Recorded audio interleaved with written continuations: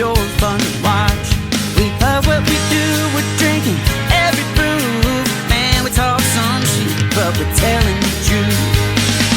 Yeah, we're the Scotchy Bourbon Boys, raisins in hell and making some noise. Yeah, we're the Scotchy Bourbon Boys. We're here to have fun and we hope you enjoy. We're here to have fun.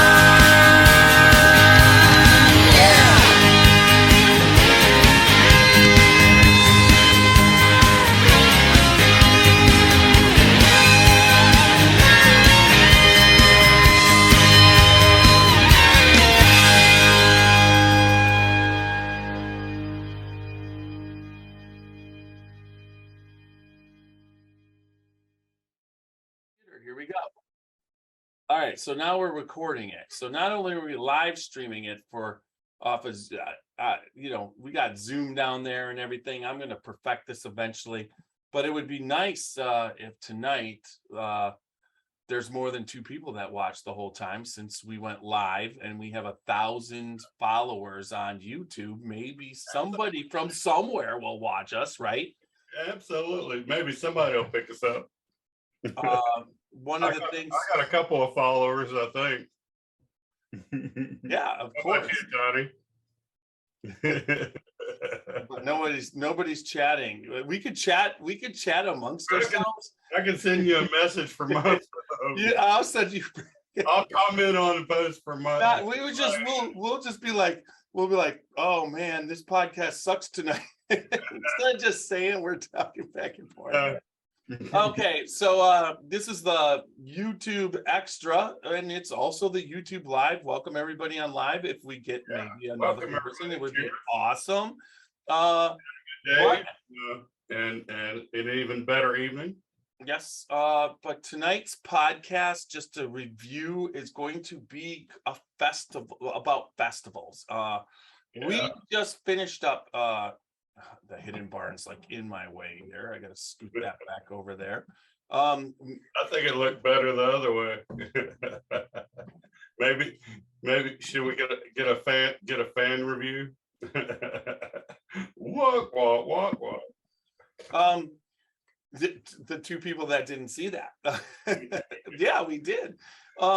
What I wanted to say is that this is the festival podcast. We'll be getting into our normal podcast soon, but Super Nash, myself, CT, that I came up with. Chris Thompson's nickname is going to be CT. He's CT. Whiskey went down, Roxy went down. We basically podcasted live from Kentucky Bourbon Festival. We did a barrel pick. We did a 2-bus tour this year. Yeah. 3 distilleries. Yeah, for sure. I don't know what's going on with that. I'm getting some feedback on that. You hearing some feedback? No? No. All right, I'll move this over here. It's probably coming from that. We have another watcher. All right, somebody's actually watching. Feel free to comment, because this is the start now of there's somebody watching. Yes. Yeah. Right. Person on YouTube. Welcome everybody. This is the festival podcast, right? The first one besides me and Tiny to be watching live. Yes, and we just finished up an amazing 2 weeks. Actually, it was 3 weeks total, but 2 weeks. We went down to Kentucky Bourbon Festival. We got down there the 9th to the what was it? The 18th. We were in Kentucky. We podcasted from Three Boys Distillery. We podcasted from Four Roses Distillery. We podcasted with Lucky 7. We podcasted with Broken Barrel. We podcasted with Michter's Dan McKee. We podcasted with Luca Mariano twice. Francesco introduced Dan Phillips as the new master distiller, and Mariano. Yep, and then we saw Jennifer down there. She did, that was a wild time down there. And then also we podcasted with Kenny Coleman of Bourbon Pursuit, which was fantastic. I mean,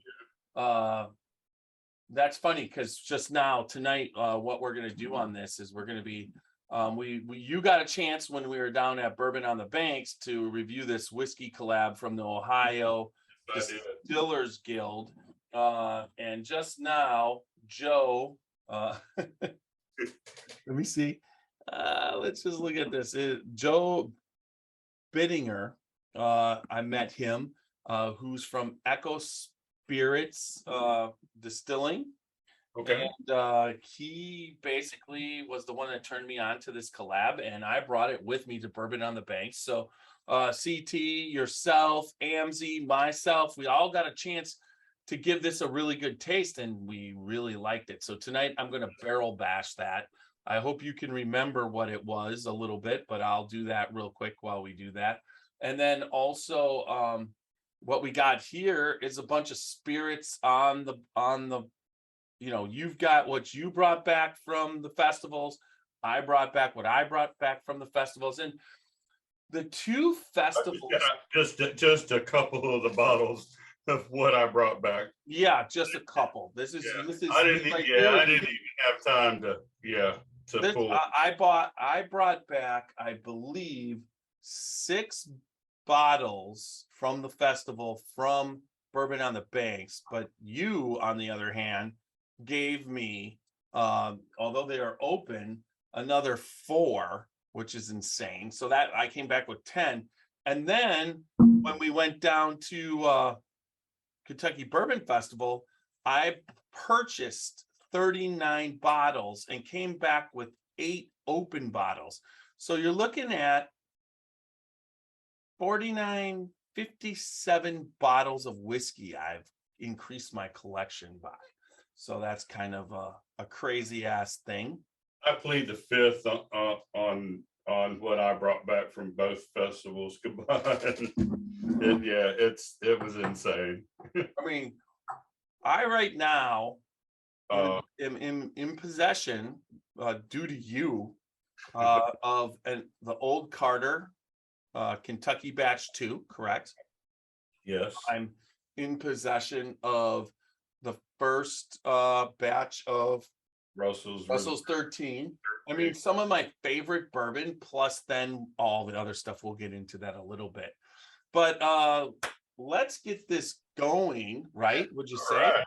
Yes. Let's get the actual podcast going. I've got all the music ready to go. Oh my God, it's went to sleep here. Let me get that. Okay, there we go. All right. Wow, here we go. I had it all up here with I just got to get it ready here to go. Yeah, that should be it, right? No, I sent it to myself. All right, there it is. Let me make sure. I'm going to do a test run just to make sure it's all right. Still is. We'll move this over here. I think without knocking something over, I think I can get it over there. I'll tell you what. I have to rate this this Blue Run 14-year right up there with birthday bourbon. Where did you even get it? From my guy in Georgia.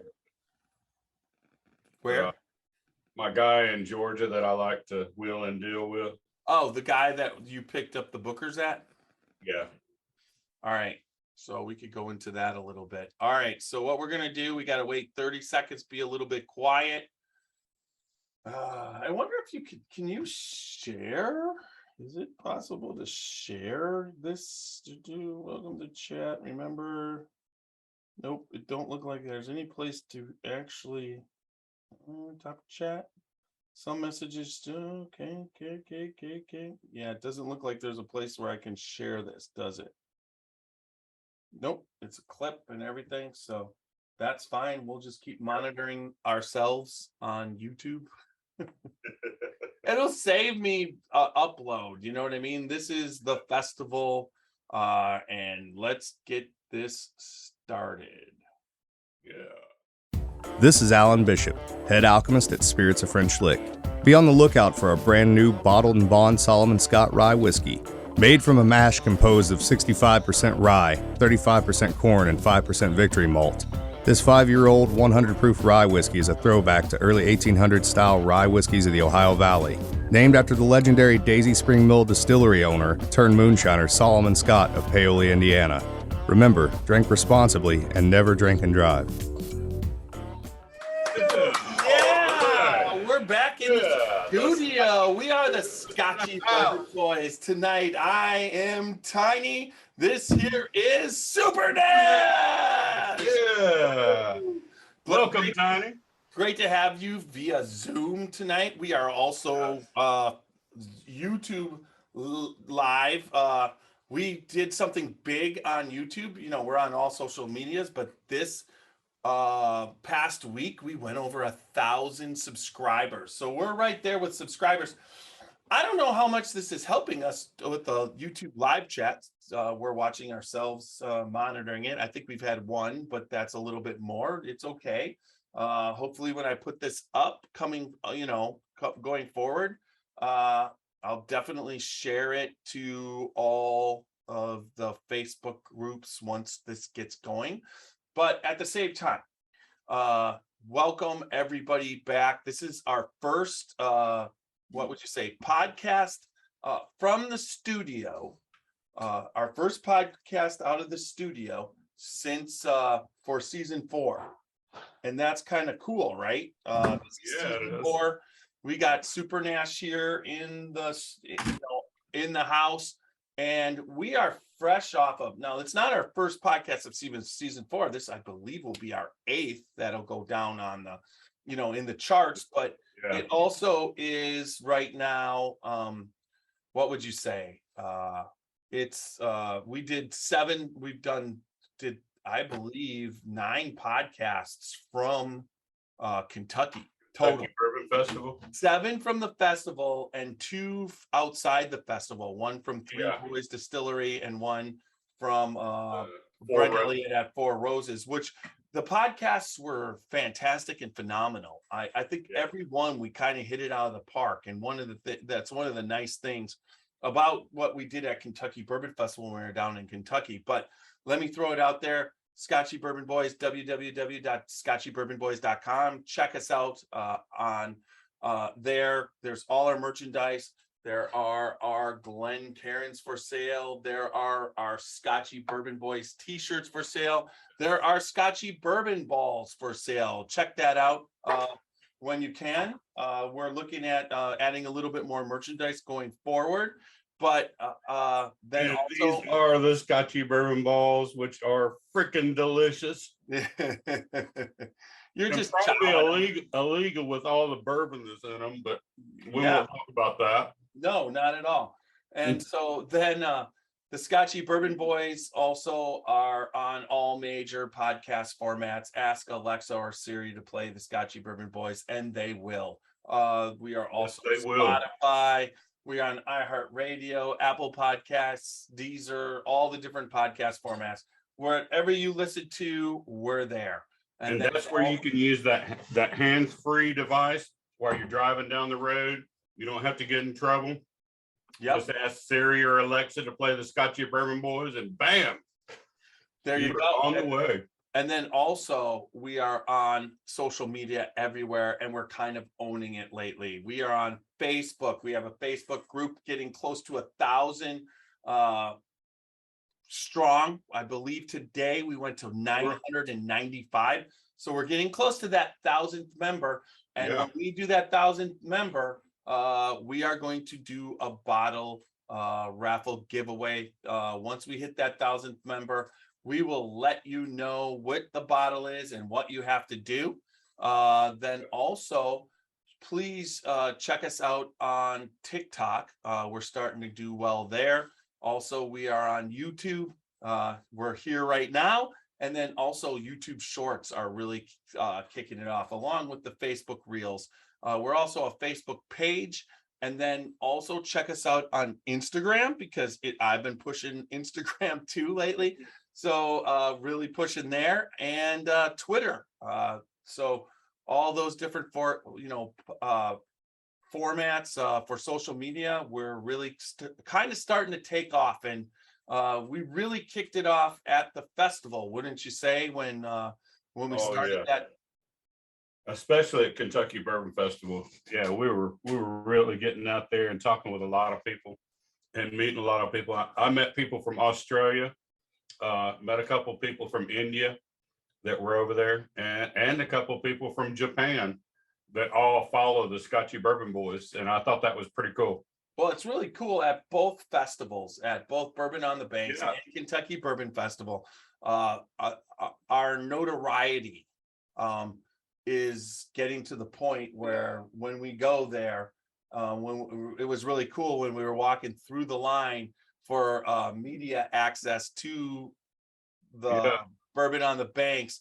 I mean, what was it? 10, 11 people, Scotchy Bourbon Boys, we were walking up there. It just makes you feel kind of a little bit special, right? Wouldn't you say? Yeah, kind of a cool thing every time. Yeah, and, that's pretty cool. So, we go about, that was something, and tonight's podcast is going to be about the festivals. We'll talk a little bit about, they're two vastly different festivals. And the Bourbon on the Banks, when it comes to the type of festival that they were, Amzie Wenning, Diane Strong, and Renee True all kind of came on the podcast, told us about it. They put together this event. And this event is like, when it comes to this type of whiskey festival, and you see these types of festivals all across the country for all different things. You see it in crafts. You see it when I went to Beck's Mill to visit Alan there, and he was doing the distilling thing. There's little people are set up in tents, and they're selling their wares, and they get together, and it's that type of almost like, it's like a whiskey farmer's market, right? Mhm. That's kind of like it is. But when it comes to the whiskey farmer's market, this was like the best whiskey farmer's market. It was long. This was like there's a lot of different people there. Some people's tents were constructed like Luca Mariano and Bourbon, the Bourbon Road. They had some, really well constructed tents that they must take to different festivals and do those different type of things. Actually, the Bourbon Road had a tent there that was similar to the tents that everybody had at Kentucky Bourbon Festival, right? Yeah. So a lot of the people, they had an actual lounge and a bourbon bar and all, and merchandise. And the cool thing about what they did is they get all this bourbon, and they really have, they can't drink it all because they get so much. So they got basically a bourbon tasting. You could taste whatever they got, and they just bring it, and it's phenomenal. Yeah, and I mean, just sharing their bourbon. What a lot of people consider allocated stuff that they can't ever see or get a pour of, they had it out there on the table for anybody and everybody that came up to the festival to get a taste of, and it was so unique, and that was one of the unique tents and vendors at the festival, I thought. Yeah, the vendor aspect of the relaxation of that festival was a little bit different than how the Kentucky Bourbon Festival was set up. They're vastly different. Yes. But, if you want to get in, then you get into Randy Prassi, our El Presidente of the Scotchy Bourbon Boys, and also the president of Kentucky Bourbon Festival. He freaking killed the festival this year. I mean, one of the best ever. I mean, this is not the two festivals. You really can't compare them at all. One's a one-day festival. They basically both deal with whiskey. I mean, but the Kentucky Bourbon Festival, the bourbon aspect is obvious. The VIP aspect is unbelievable experience. I mean, they've got for their festival is 3 days and 1 night. So three Thursday night, all day Friday, all day Saturday, and all day Sunday. Yep. And they run all the festivals were over at 6. Bourbon on the Banks was, I believe, early access was 1 to 6. 2 to 6 was the regular access. Yeah. And we were able to get in there at what, 12:15? 12 o'clock, 12. Yeah, 12:15 we showed up and whatever, and that was enough for that day. Yeah. I didn't feel like we needed more time. We were able to do what we needed to do. The lines weren't very long at all, Oh no, not at all.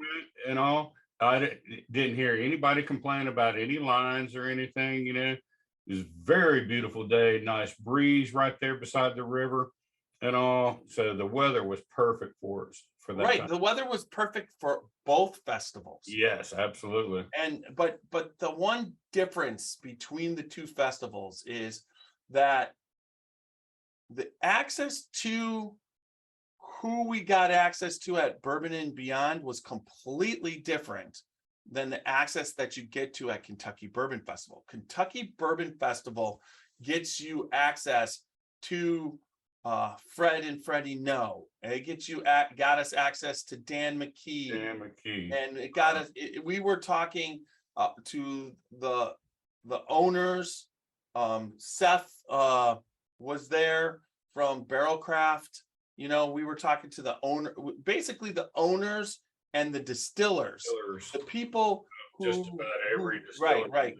Now, not that. I mean, Alan Bishop. This one was Kentucky Bourbon Festival, and the Spirit of French Lick isn't. And Bourbon on the Banks is not just Kentucky whiskey. So you can be from other areas, and there were distilleries from other areas. Oh yes. And, but the one cool thing was we had them from Louisiana. We had them from Tennessee. They were from all over. Yeah, and we had access to Alan Bishop showed up. Yeah. So that made it a whole different experience in itself from our personal level.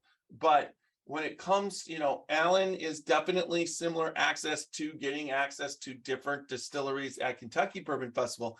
But at Kentucky Bourbon Festival, I felt that no matter where you went, Lucky 7, JP and Michael were there, and then you've got Seth from Broken Barrel, and then you had Dan McKee, you had Greg Schneider, everybody that we were getting access to, we were having access. Luca Mariano at Bourbon on the Banks had Jennifer Brandt, and Jennifer's know nothing to whatever, she's their master blender. But you also had at Kentucky Bourbon Festival, not only did you have her, but you had Francesco, you had Dan Phillip, you had everybody there. So Kentucky Bourbon Festival in that 3-day capacity, who we got to talk to, Steve Nally, you were just seeing Brent Elliott was there. Brent Elliott. The list goes on and on. Kenny Coleman and Ryan Cecil from Bourbon Pursuit, and also Pursuit United. And then now we did see Chad and Sarah at the Kentucky Owl event, and then walking around Kentucky Bourbon Festival. But Chad and Sarah at Bourbon on the Banks had a tent, and they were selling their t-shirts. And all I got to say is it was very nice to be able to pull a 3XL hoodie for Drink More Bourbon from it's bourbon night and from Chad and Sarah. So they were able to supply us with what we needed as far as t-shirts. I would say at both festivals they were so popular that that 3XL, if anybody going to the festival in the future, the first thing you should do is buy a 3X. If you're a big guy like me, you should just go buy the t-shirts first. Skip the bourbon, just get to the t-shirts. There was more bourbon to have, you know what I mean, than there were t-shirts. So, but then you can get into the whiskey aspect. I mean, honestly, I think Kentucky Bourbon Festival this year just scratched the surface of what this is going to mean to collectors. I mean, Heaven Hill was serving up this. Yes, that was another thing that this year collectors you were able to sell bottles. I was able to purchase this through Rattle and Snap. This is their introductory, which they had a 4-year, but this is their 8-year. This is one and done. This is going to be something.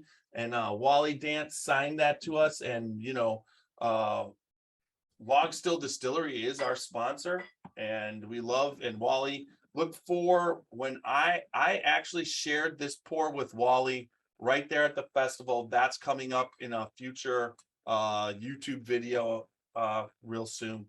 And then Dan McKee brings this limited edition single barrel straight rye, which was fantastic. Sandy No, this was for sale the whole time. This one is the Colonel, but also was the Hayden's Creek, Hardin's Creek. Hardin's Creek. That's the James B. Beam, and then the other one was Jacob's Well, right? And yep.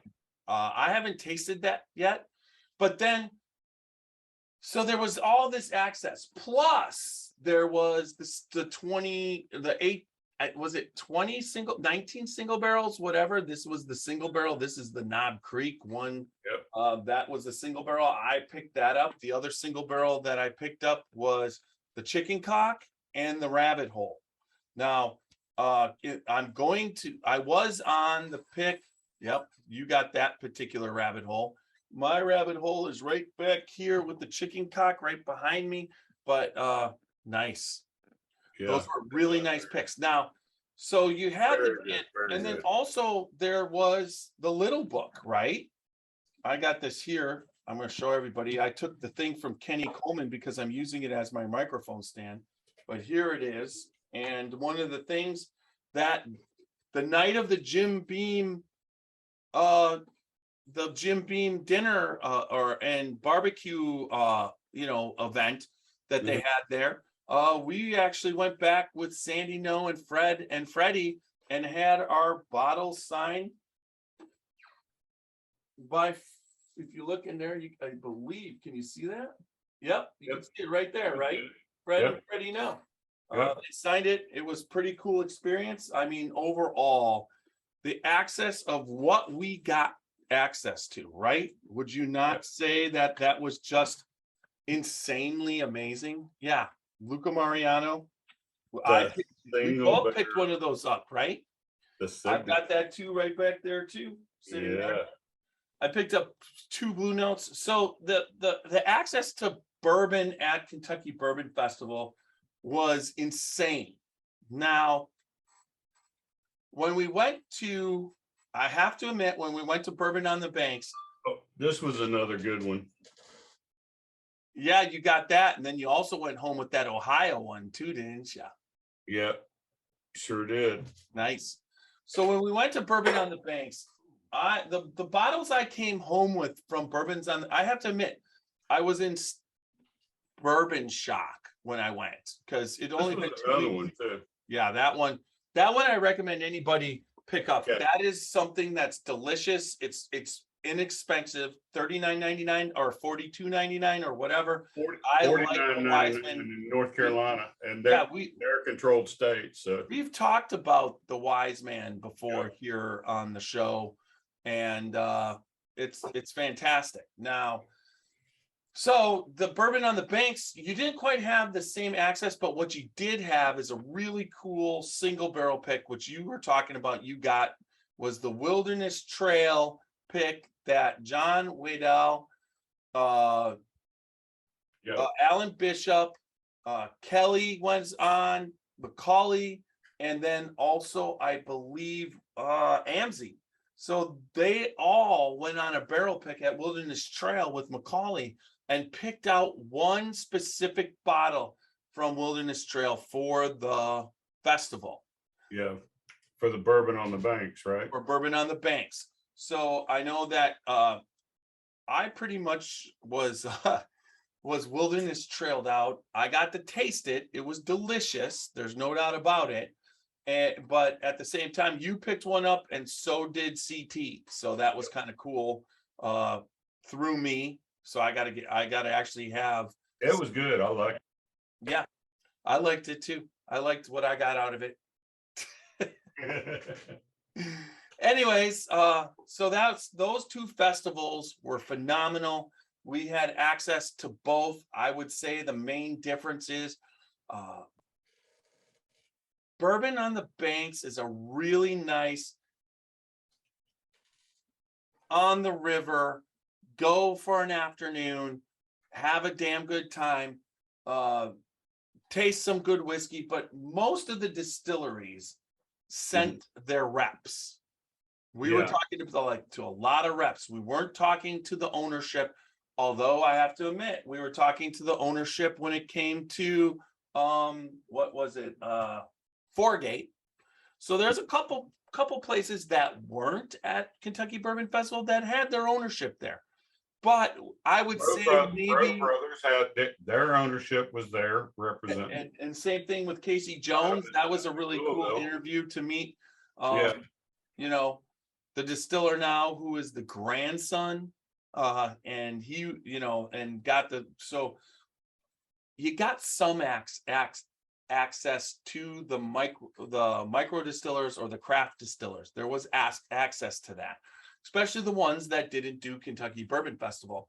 But at the same time, there was probably, I would say, of all the people there, 15% access, and then 85% marketing and getting to taste you tasted it, but you didn't have someone there that was directly related to what was going on. You know, like now at Kentucky Bourbon Festival, I think in the 3 days, all the different, there was 49 distillers there. I think pretty much almost I would say it was 95% access to the people who make the whiskey and own the whiskey. You know, and you had access to wherever you were going. At one point, you had access to those people, whether it was on bourbon, whether it was and that's what that event is designed to be, is around those people. You know, because that's what it started out at. As Greg was telling us way back in the beginning, it just started out over there, right down the road. You know, at the campground area there, just about, and picnic area. That a few of the distillers got together after work on a Friday, and everybody just brought a few bottles and set them there on top of the table, and brought a little bit of something to eat and drank whiskey and just told stories, you know? Yeah, but it wasn't, and then it kind of grew into a beer festival, and and kind of like what was going on. Well, that's when the distillers started bringing in their families, and it became distillers and their families, right? You know, and but the bourbon was like secondary. It was and then bourbon festival, but it was like a carnival. The local bands were playing, and they were, you know, everybody was drinking beer and eating from the food trucks, and there was the barrel race, but it was more of a carnival thing, which was similar to Bourbon on the Banks. I mean, Bourbon on the Banks probably had a feel somewhat to what Kentucky Bourbon Festival was to the bourbon. Like that 2019, there's a couple of the places that had some nice builds and some blow ups, like Jim Beam and whatever. But for the most part, they were small tents, and you just didn't get that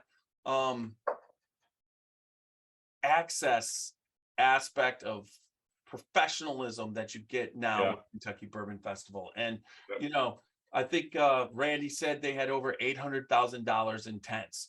The tents are supplied to the distilleries, and they're supplied to the vendors. They supply the tents. In this case, on Bourbon on the Banks, you supply your own tents. There's a way to get tents, I'm sure, through Bourbon on the Banks. But there was some people that didn't even have a tent. They were just out there in the sun with the table, I mean, they got their spot. So this one's grittier and the other one's more professional polished, but the experiences are completely different. And both of the festivals, I can't say that I did not have an absolute blast. Top notch. And then afterwards, kudos to both teams at both festivals. They both did a good job, great job in both areas. I don't think either one is competing against each other at this Yeah, point. I think they're just it's different not experiences. Like I mean, say, the amount of two different experiences, all centered around bourbon and whiskey. And what more could you ask for? you can't ask for more. I loved going to both of them. I would have to say I probably enjoyed Bourbon on the Banks a little bit more than I enjoyed Kentucky Bourbon Festival as far as personally being able to participate. Yeah. Because we didn't have our own tent at Bourbon on the Banks. We were doing interviews with our with our iPhones. And you still owe me a couple more of those interviews. I need those for the final cut. I'm just going to basically take cuts of them all, pieces, and put them all together as an awesome thing. And you, Super Nash, really. Just let me know. Yeah, just let me know that later. The last one that I sent. Yeah, I'll get right on it. You don't have to get on it. I'm still far away. I mean, it's insane. I still got all the Kentucky, but I just put together. I'm gonna have a blast making these reels. I just put together the new riff barrel pick for Kentucky Bourbon Festival last night. Yeah, the reels are fun as hell. I mean, that's what you got to do. So that brings us okay. So we really covered that. Everybody knows what it is. But tonight, what I want to do is Super Nash was when we were down there for Bourbon on the Banks. I brought this bottle. Yes, this comes from the Whiskey Guild of the Ohio Whiskey Guild, and it's a whiskey collab. And this is batch 3. So all the distillers in the state of Ohio are in the guild, and they picked 3 or 4 to get together and make a team of about 10 people. Now, Joe.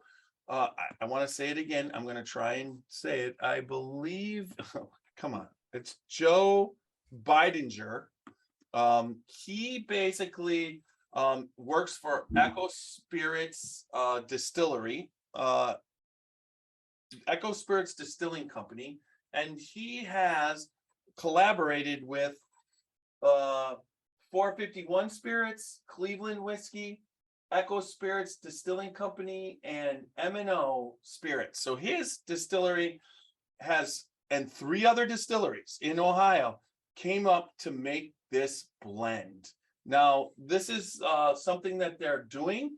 This is going to be sold at their whiskey festival, I believe. Let's see.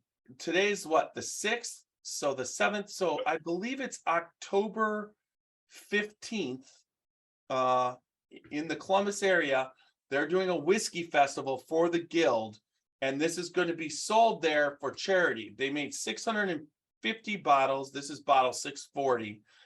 It's at 119.2 proof and 59.6 ABV.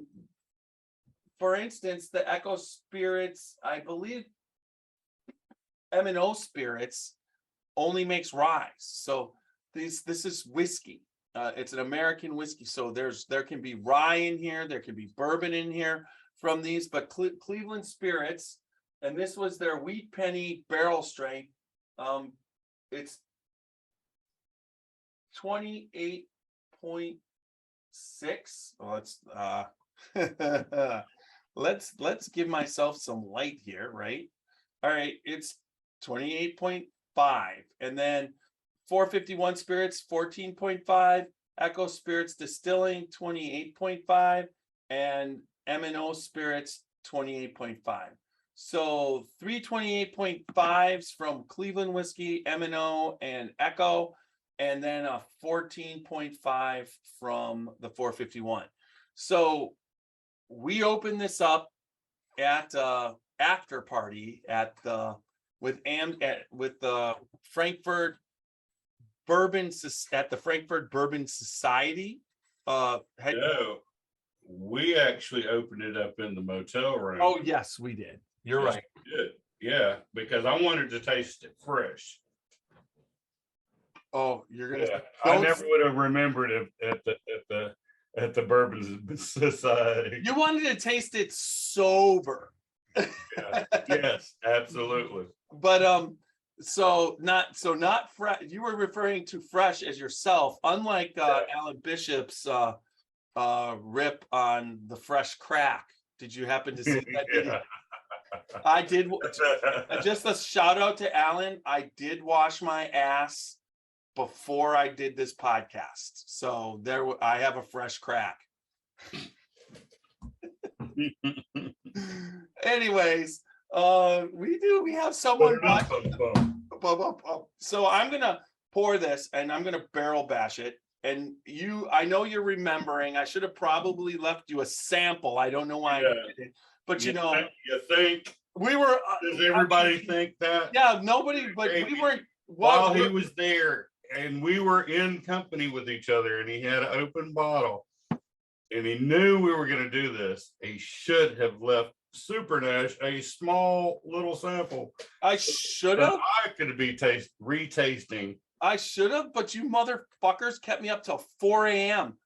and then it was 4:15 with my head in the pillow because you were snoring. So I'm blaming it on Spirits of French Lick personnel, and we'll say no more than that. That is excellent. Let me see.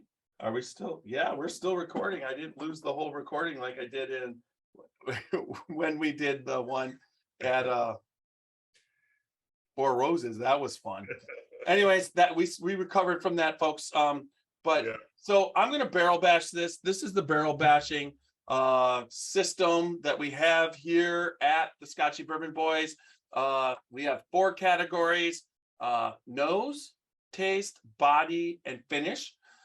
We find that the taste and the finish are the most important, so you can give up to a 5 in those categories.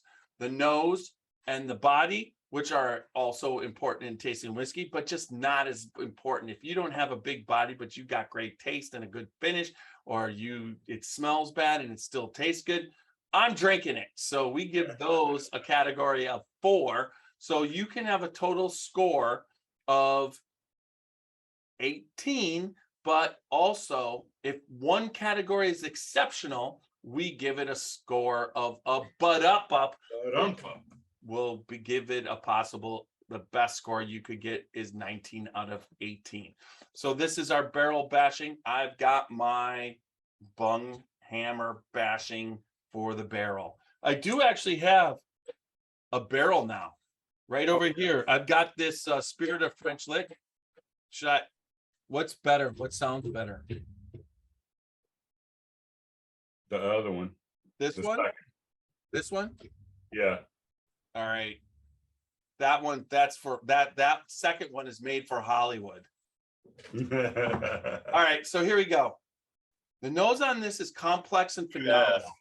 And I threw it out there. Caramely, peppery, a little bit of apple, a little bit of nuts. This is a 119. There is no more ethanol. Now, if you remember when we opened it at first in the room, there was a little bit of ethanol going on, but there is no ethanol after this has been open for a little bit. It's so fall. I mean, honestly, drinking this in the spring or in the summer wouldn't be as much as pleasure as drinking this in the fall. That's exactly what I told you, that it was a holiday pour to me. Yeah. Because I was getting those apples and those bacon spices and that sweet peppery cinnamon. Yeah, caramel, a little pepper. Yes, the caramel. Yeah, I would say I'm going to give this nose as far as I give the nose a 4. So then, to me, right off the bat, what did I told you I spelt, and because I was familiar with Cleveland whiskey, that I could tell that there was Cleveland whiskey in it, and all, and that that was reminiscent to me of Cleveland whiskey. and we did right before we went to Kentucky Bourbon Festival, which is we didn't even talk. We basically went to Canton Bourbon Festival on a Friday night before we left, which was the 8th, and no, the 9th of September, and we basically got to taste Cleveland whiskey. We got to get it, old fashions made. We got cigars. It was just a fantastic time. It was the opening of a new restaurant called Melange here in Canton. I mean, just a great time. But when it came to Cleveland whiskey, there's some aspects of it that I'm not a huge fan of, but their wheat penny barrel strength was a decent pour out of all the pours that you had. Yeah. So, all right, let's taste it. Wow. I'm sipping on this Maker's Mark that I got. Holy crap. It's like a caramel apple. This is like a cinnamon apple now. Tons of cinnamon. I don't remember getting this much cinnamon before. Those baking spices and cinnamon. Yeah.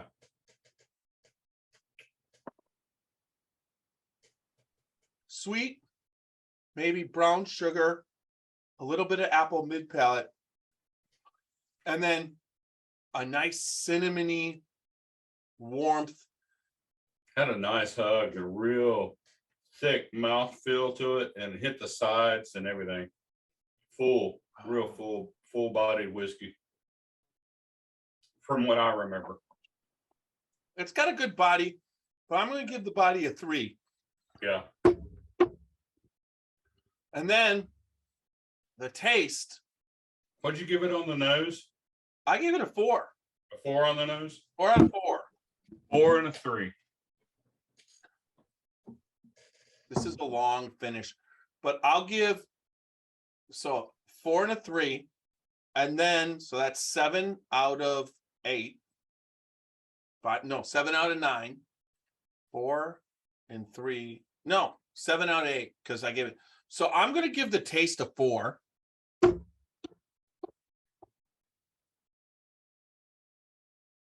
That's 11, and that was out of 5 and 8 is 13. Yeah, 11 out of 13.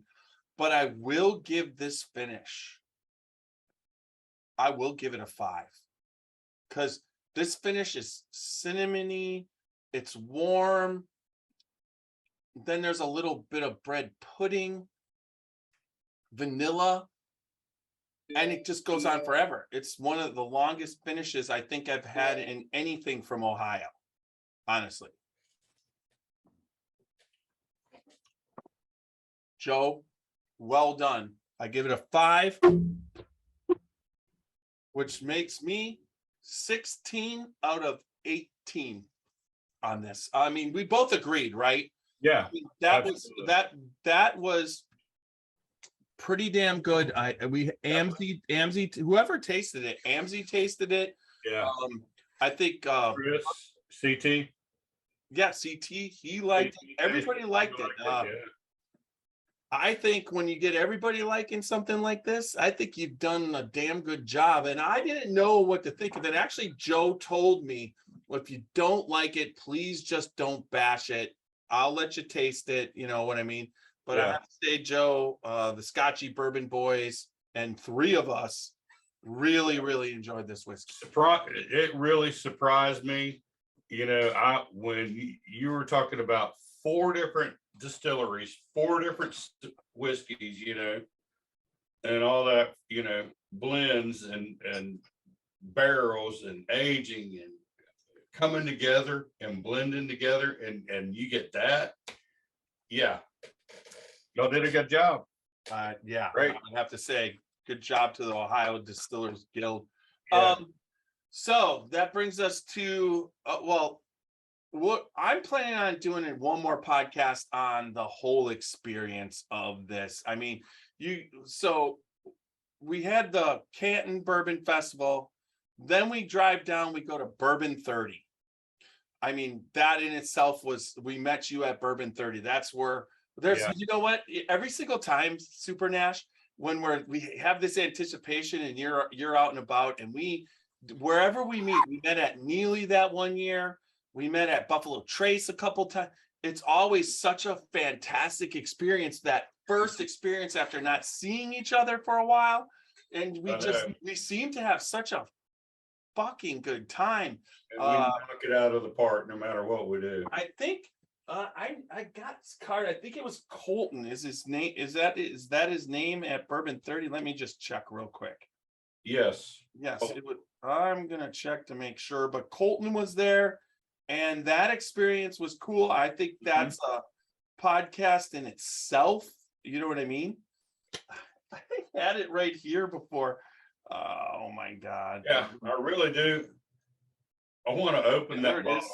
Cameron, not Colton, Cameron. So yeah, I knew that's the coolest thing, first time I ever bottled one.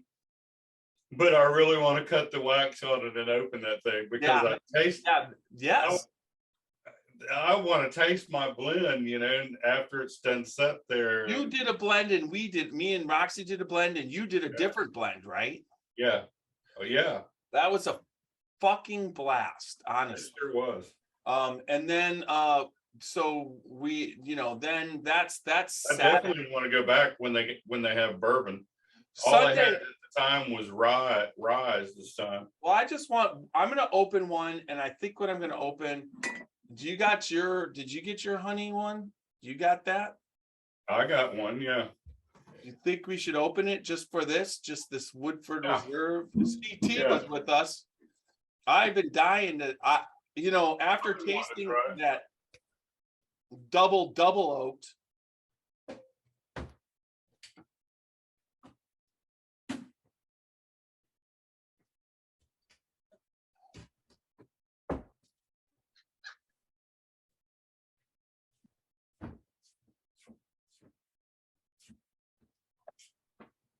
These are some special things.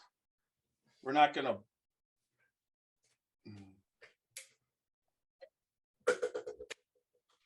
Going to undo that neck pour by pouring a little in the glass. It's kind of like, all right. I mean, I don't want to go on too long at each experience, but then, that was Saturday. Sunday, we go to Three Boys, which was fucking phenomenal with Hunter and Walter and Hannah. Yeah. We made through Facebook Reels, Hannah made the Scotchy Bourbon Boys world famous, and we made her world famous. I mean, Reels, I think when I checked it today, it was 26.3 million. So one of the cool things that happened, honestly, was that they announced that they were changing their name from Three Boys Farm Distillery to Whiskey Thief Distillery, which makes total and complete sense. So we went there, did a podcast, and that was Sunday. And then in between it all, we got there and we went to Buffalo Trace and got to visit the gift shop and get some stuff out of there. And then after that, when we got out of there, we had a nice meal at the Bourbon on Main, right? Yep. Right. We went to Bourbon on Main. And me and you shared a Pappy 15-year pour, right? Was it Pappy 12 or 15? 15. Yeah. And that started off, that was Sunday. Monday, my wife says, hey, I need some time before we do anything. Give me a half a day so I can do something with you. I don't want to do anything. Maybe we can go to the forest or we could do some walking stuff. I plan a 2:00 podcast with Brent Elliott at Four Roses and leave the morning open. You just recovered. You rested. Yeah. And me and Roxy headed off to Vendome. I get a personal tour of Vendome and end up with my whiskey thief, which is sitting right back there for my birthday. She takes me to Vendome, gives me a tour where there are no public tours. That's going to be a Facebook video to itself also. Then Tuesday, we drive up to the Spirit of French Lick at 10 o'clock. We freaking do a barrel pick. We pick a William Dalton Weeded bourbon, yes. bourbon. I don't know. I don't remember how old it is, but this is the announcement that if you are interested in this William Dalton pick, this pick is amazing. This pick is fucking phenomenal. I've been tasting on it because I was able to bring some. They gave me some of it and I brought it back and it's delicious. Then we head over to the Dome, eat lunch over there. Then so are we going to call that a short barrel now? William Dalton weeded short barrel. Yeah, because I'm going to drink half of it before it even gets there. that was unbelievable. I got to use my whiskey thief for the first time. Wow. Thieving that apple brandy barrel. I mean that's unreal. Over 10,000 views of that one. Then we head off to eat lunch at the Dome, which was amazing there in French Lick, and then we head off and we hit Starlight. I'm dragging my wife's ass across Indiana. We hit Starlight. CT takes me up there. We do a tasting at Starlight. Then you guys went out. You missed a little bit of that tasting because you guys were going on. You and James hit a liquor store. Then we go to Al Papaderos's Amore restaurant where he cooks me and you short ribs that aren't even on the goddamn menu. That was phenomenal. Greg Schneider shows up and has a drink with us. Yeah. Holy shit. Head back home, wake up the next morning. Wednesday is Scotchy Bourbon Boys Double Dutch bus tour, which was fucking phenomenal. Yes, it was again. Thank you to everybody that was on that bus tour. That was amazing. Super Nash fell out the bus, and then I fell on top of him. I didn't notice. That ain't what happened. But we got pictures of that shit. Sandy No joined us. I recreated what happened to Jeff last year because our fans wanted it, and then he piled on top of me. Yeah, Bo Cumberland filmed everything. Bo was awesome. Him and his wife. I hope he didn't film everything. Jolie and Andy Kasperzak. I mean, we did that really cool interview at the Bardstown Country Club, which was phenomenal. Lunch was phenomenal. The first place we were was at the Bardstown Bourbon Company. Greg Schneider gave us the tour. They didn't have their room booked, upstairs to do the tour, the tasting that he was going to do for us. So we did it in the Spirits Library. Oh, wow. Phenomenal. We were doing musical chairs and looking at all these every time moving around, $12,000 bottles. Greg was tasting. Yeah, Greg. We got to see last year's new make was a year old. We got to taste that. We got to taste the new make from this year. We got 2-year and 4-year, and basically his stuff is getting in his rye. They're using his rye that he put down. They're going to be putting out the bourbon that he put down, not the bourbon that he put down in the special barrels that he did. That's 2 years old now, but the bourbon that he was just putting in barrels right away that he distilled there at Kentucky Bourbon Festival. Yeah. And then let us taste Chanticleer, which was amazing. It was a great. Chanticleer is French for chicken cock. Yep. Then, oh my God, this has a 4 nose with a butt up. Yeah. Holy That's shit. what I was been trying to tell you. That is, I hit that. That's a special nose right there. When you taste it. All right. So we go from Bardstown Bourbon Company. We have lunch at the Bardstown Country Club. It was a grill.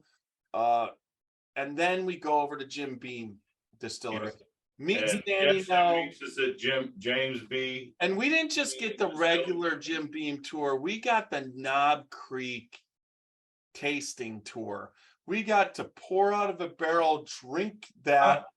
Before that even happened, our Scotchy Bourbon Boys, one and only member, the Bourbon Queen, Sandy No, met us right out there at the front door to greet us and go on the tour with us. Right. And we got the brand new, how cool is that? the brand new tour. Distillery, and then, you know, the wife of the master distiller, Fred No, go on the tour with you. We do the whole tour. We bottle our own Knob Creek, pick up our bottles, and Sandy's all with us the whole time, signs our bottles. I got a picture from Randy Pressey, El Presidente. I get a picture from El Presidente of Fred and Freddie signing all the Knob Creek bottles for the VIP on that, you know, that everybody's going to pick up. And I sent him a picture of Sandy, who signed my bottle of Knob Creek, which I don't think I pulled it. Nope, it's right up there. But I've got Sandy's, I said, signed my bottle. What? She didn't sign my bottle. She signed the hell out of my bottle. So anyways, where was I? Well, guess what? Where were you? But at the same time, I think you'll be able to do it again. Yep. So then we finish up there and we head over to, she hops on the bus with us and we head over to Lux Road. And there is, we do a tour. I get in trouble for doing pull-ups. And then we finish up that. We go out and John Rempe, John Rempe, he basically signs all our stuff. I've never had this. This is going to be a special podcast, but there it is, his signature. Plus, I walked away with his card because he wants to be on the podcast. We'll hit that one up coming up in the future. What a wonderful man. Love to meet him. We got to meet the master distiller, and Sandy was there talking with him. They know everybody. Everybody knows everybody in Bar. That was so cool too. I was standing there with Sandy and John, and Sandy was at the counter, and she had bought something, and she was going to get a little mini bottle of that Nicholson Reserve and get John to sign it. And I was like, no, that can't happen. And get it signed for Fred, right? So I turned around and got one of those big bottles of that Nicholson Reserve, turned around and got it to John. I said, here, sign this out to Fred No for Sandy. And then he did that. And then I turned around, he gave it to me. And then I turned around and gave it to Sandy. And she looked at me and she's like, oh my God. You were Super Nash, right? So I did. I pulled a Super Nash and I got a bottle signed by John Remke for Fred No for Sandy. That's awesome. All right. So then that finishes up. We head back. We get pizza at our favorite pizza place. You give them a shout out there at Primo's Pizza. Primo's Pizza and on Main Street in Bardstown, Kentucky. They'll take care of you. Got some of the best pizza around. I have to hit them up every time I go there. Yeah, for sure. You do. And so do we. I think it was 6 pizzas that we went back. And then there was a whole hell of a lot of stuff with Aaron came back. Josh came back. We had whiskey, whiskey, and his wife Sheila, and everybody came back to there. We started a fire. Oh, we drank some special stuff that we can't even talk about. It was so special. With BT brought it in for us. Some damn good stuff. You opened a Booker's that was from my painting. Yep. And we probably drank batch. We drank half that bottle, I think. Yes. And so anyways, I went to bed early that night. And then Thursday we wake up and Thursday was really unique because we went to the festival, set up the booth. That got set up. Last year we had to deal with a rainstorm. This year there was nothing. The weather was perfect. We got the whole booth set up. Everybody did that. And then at like, what was it? 3:00, we got to go to Kentucky Owls, which is Stoli's premiere of their Japanese distiller Collaboration. Yeah. I believe it's right here. I'm gonna pull it. If I no, I don't want to pull anything down. Let's see it. We don't want to have any crashing, right? I got it. It is Takumi. Yeah. And this right here, we got Kentucky Owl collaborated with a Japanese distiller, which is owned by Stoli. Yeah, Same they basically collaborated and put Kentucky Owl whiskey along with Japanese whiskey and blended it, and that was what they came out with. Well, I think as a Japanese blender, it was all. I want to say he was a Japanese master distiller. It's a bourbon, so he was blending bourbon. So Okay. it had to be. It couldn't be Japanese whiskey because then it wouldn't be bourbon.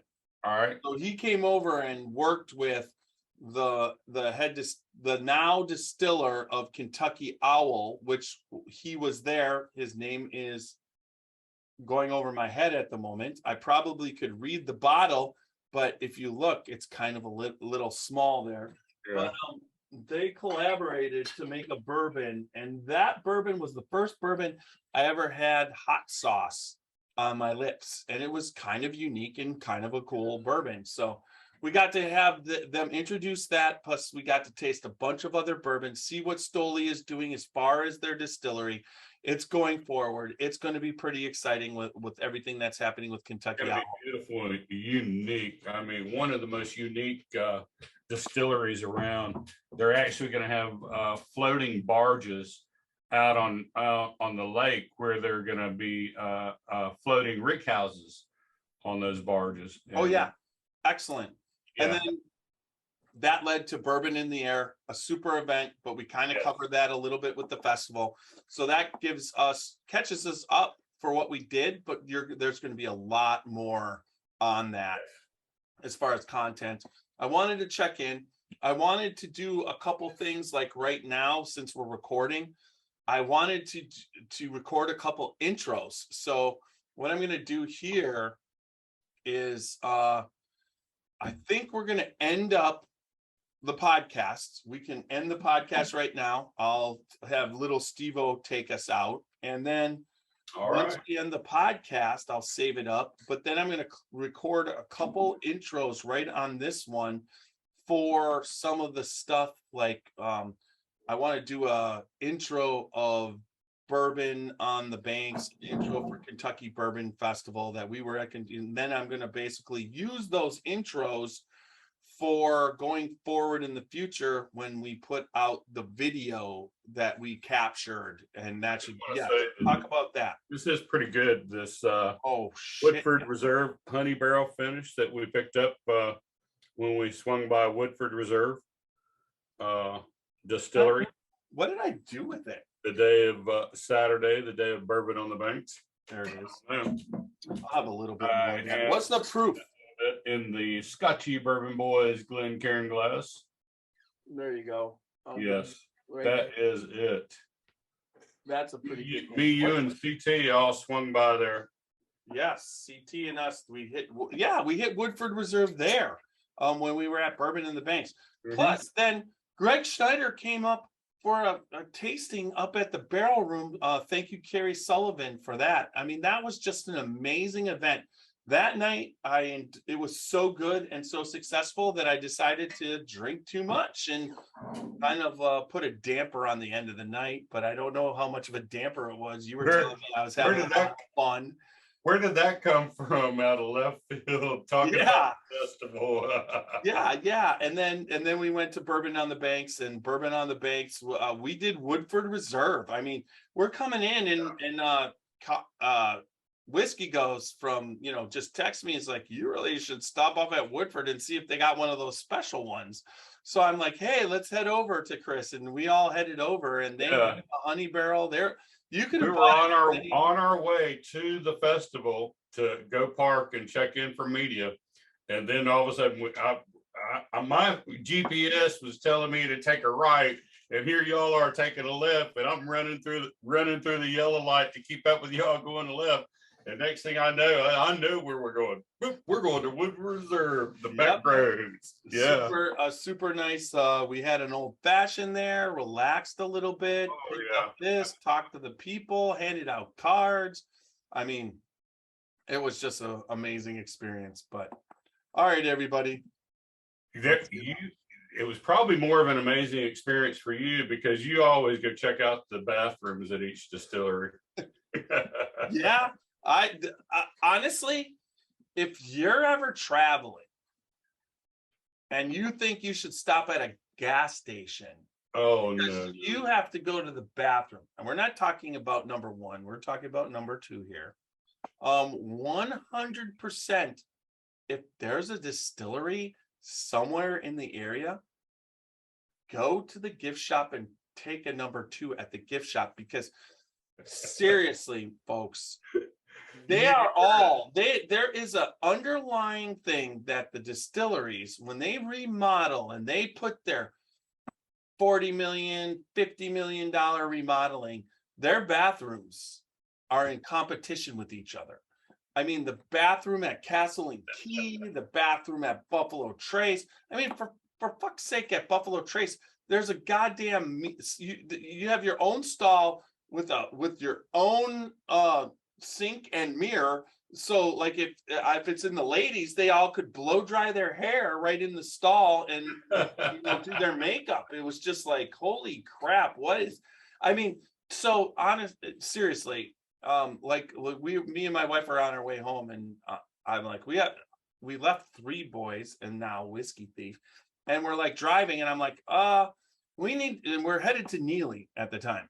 So I'm like, okay, so as we're going, I'm like, we have to stop at the gas station. I really got to go. And she's like, okay. And then all of a sudden there was Buffalo Trace. I'm like, we're going to pass Buffalo Trace. We're on the road. And she's like, what? I'm like, hey, let's stop at the bathroom at Buffalo Trace.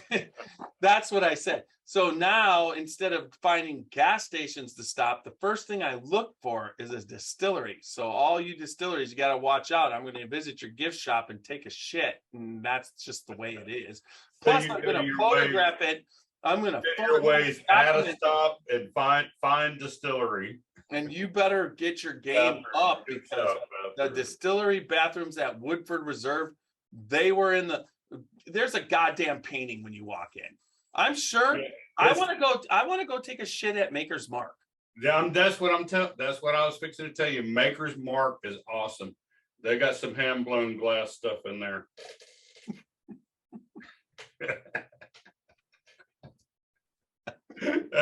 I didn't think about how that sounded.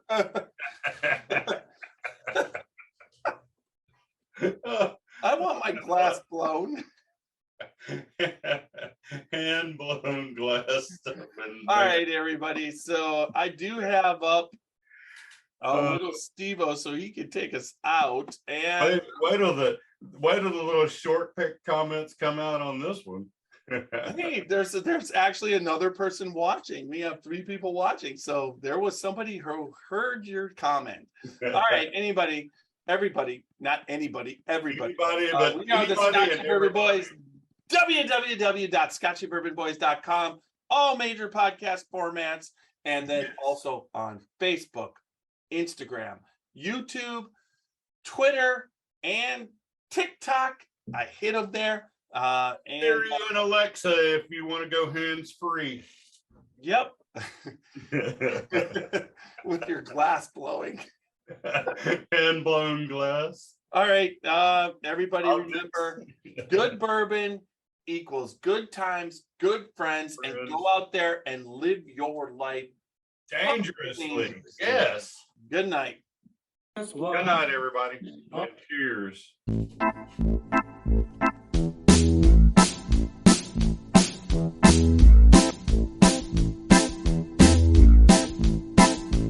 Oh, show me the way to the next whiskey bar.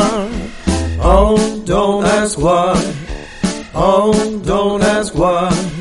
Show me the way to the next whiskey bar. Oh, don't ask why.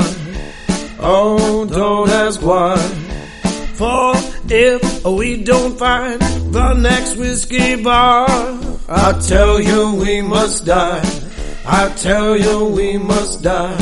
I tell you, I tell you, I tell you we must die.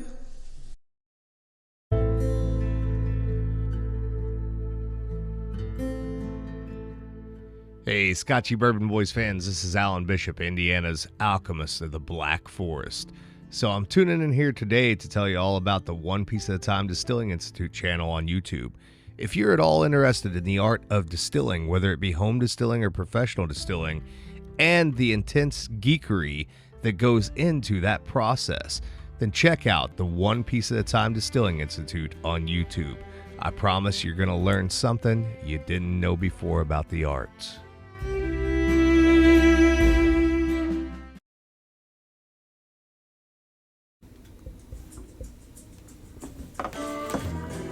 Dant Crossing, Gethsemane, Kentucky.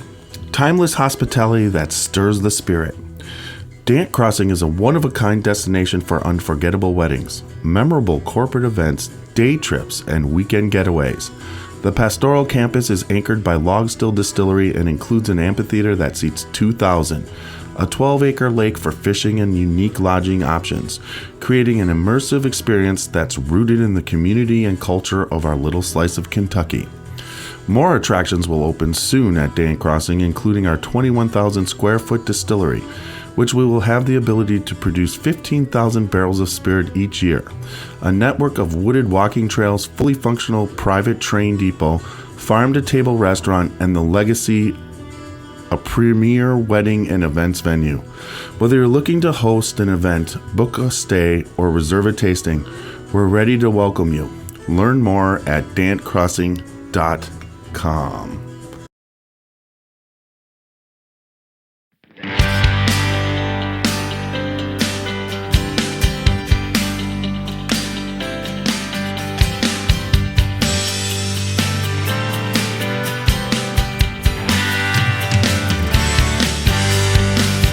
Drinking bourbon, sipping on some scotch. We get a little wild, but it's sure fun to watch. We love what we do, we're drinking every brew. Man, we talk some shit, but we're telling the truth. Yeah, we're the Scotchy Bourbon Boys, raising some hell and making some noise.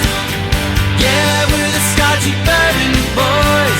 We're here to have fun and we hope you enjoy. We're here to have fun,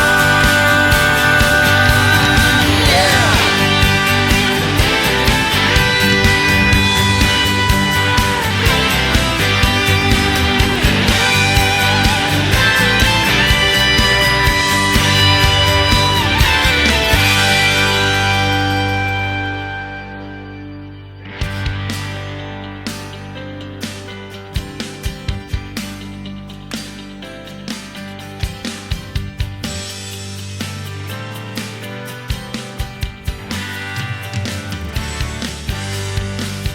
Drinking bourbon, sipping on some scotch. We get a little wild, but it's sure fun to watch. We love what we do, we're drinking every brew. Man, we talk some shit, but we're telling the truth. Yeah, we're the Scotchy Bourbon